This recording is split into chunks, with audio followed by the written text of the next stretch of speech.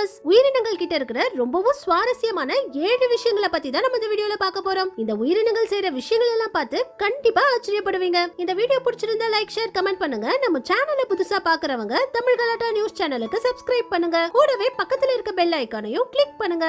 நம்ம முதல்ல பார்க்க போறது பிரில்லியன்ட் பைசன். பனி பிரதேசங்கள்ல ஓநாய்கள் கூட்டமா சேர்ந்து பெரிய பைசன்களையே வேட்டையாடி சாப்பிடுமா. இந்த வீடியோவை பாருங்க.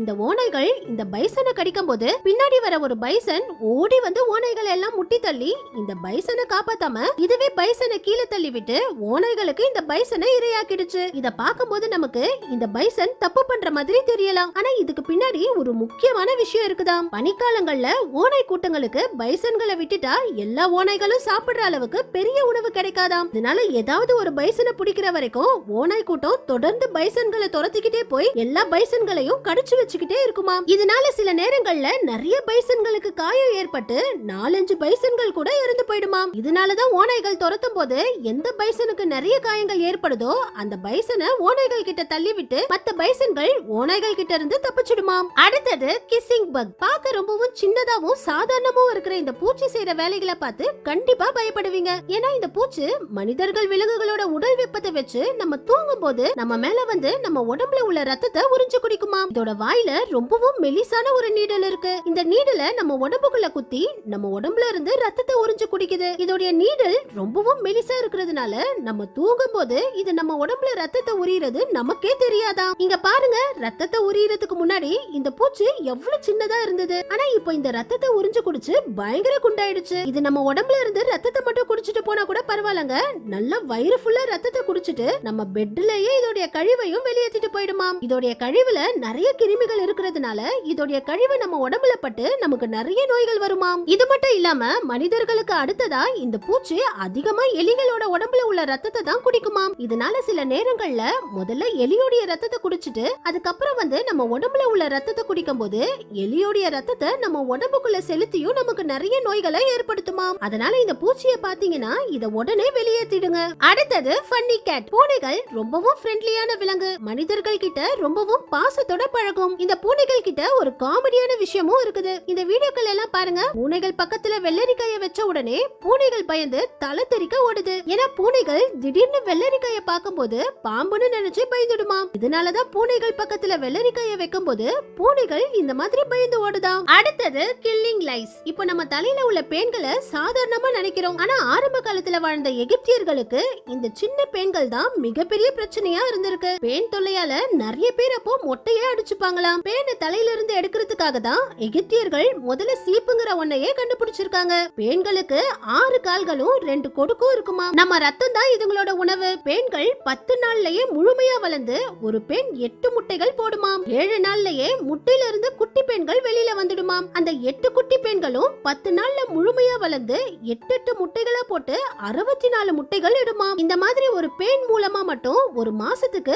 5000க்கும் அதிகமான பேன்கள் நம்ம தலையில வந்துடுமாம். அந்த எல்லா பேன்களும் நம்ம தலையில உள்ள ரத்தத்தை குடிச்சுக்கிட்டே இருக்குமாம். இதனால நம்ம உடம்புல நோய் எதிர்ப்பு சக்தி குறைஞ்சு நமக்கு நோய்கள் வர ஆரம்பிக்குமாம். அதுலயும் பேன்கள் ரொம்பவும் வேகமா ஒரு தலையில இருந்து இன்னொரு தலைக்கு பரவிடுமாம். அதனால உங்க தலையில பேன் இருந்தா அதை சாதாரண விஷயமா எடுத்துக்காம உடனே அந்த பேன்களை வெளியேற்றிடுங்க. அடுத்தது எலிபென்ட் ஷ்ரீவ். இதோடைய மூக்கு யானை தந்த மாதிரியே இருக்கிறதுனாலதான் இதை எலிபென்ட் ஷ்ரீவ்னு சொல்றாங்க. எலிகள் இனத்திலேயே இந்த எலிபென்ட் ஷ்ரீவ்கள் தான் ரொம்பவும் வேகமா 30 கிலோமீட்டர் ஸ்பீட்ல ஓடுமாம். காட்டுல இதுங்க பூச்சிகளை மட்டும் தான் உணவா சாப்பிடுமாம். ஜூக்களுக்கு வந்ததுக்கு அப்புறம் இதுங்க காய்கறிகளையும் சாப்பிட ஆரம்பிச்சிருக்கு. இதுங்க கிட்ட இருக்கிற சுவாரஸ்யமான விஷயம் என்னன்னா இதுங்களோட குட்டிகளை ரொம்பவும் பாதுகாப்பா வச்சுக்கணுங்கிறதுக்காக இதுங்க இருக்கிற இடத்த 4-5 கூடுகளா கட்டுமாம். அடிக்கடி இதோட குட்டிய ஒரு கூட்டுல இருந்து இன்னொரு கூட்டுக்கு மாத்திக்கிட்டே இருக்குமாம். இந்த வீடியோல கூட பாருங்க, இது இதோட குட்டியை தூக்கிட்டு போய் ஒரு கூட்டுல இருந்து எடுத்துட்டு போய் இன்னொரு கூட்டுல வைக்குது. ஜூல கேமரா வச்சு கண்காணிக்கிறவங்களால கூட இதோட குட்டிய